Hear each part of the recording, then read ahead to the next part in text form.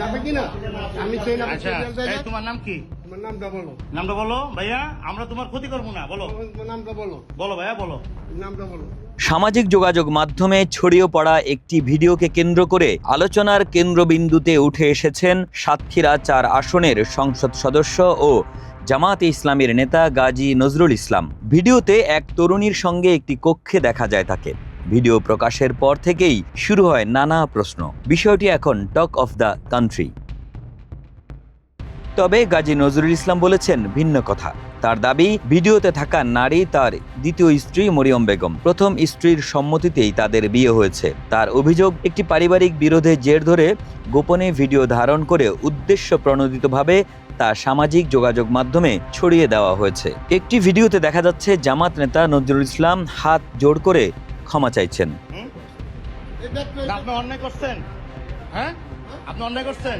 আপনি একজন জামাত হয়ে কিভাবে কাজটা করলেন? মরিয়ম বেগম এবং তার বাবাও দাবি করেছেন তাদের বিয়ে হয়েছে। স্থানীয় জামাত নেতারা জানিয়েছেন, ভিডিওতে থাকা নারী এমপি নজরুল ইসলামের দ্বিতীয় স্ত্রী। মরিয়ম বেগম, আমি সাতক্ষীরা ৪ আসনে মাননীয় সংসদ সদস্য বীর মুক্তিযোদ্ধা গাজী নজরুল ইসলামের দ্বিতীয় স্ত্রী।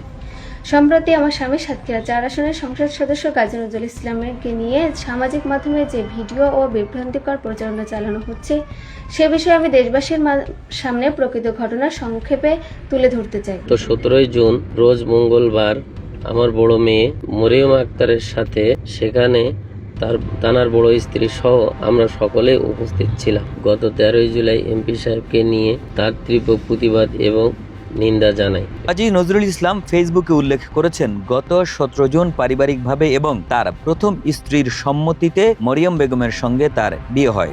আমি মাকসুদা ইসলাম, আমার স্বামী গাজী নজরুল ইসলাম শহীদ মরিয়মের সাথে বিবাহ হয়েছে, এটা নিয়ে যারা কুৎসা লটাচ্ছে তীব্র প্রতিবাদ জানাই।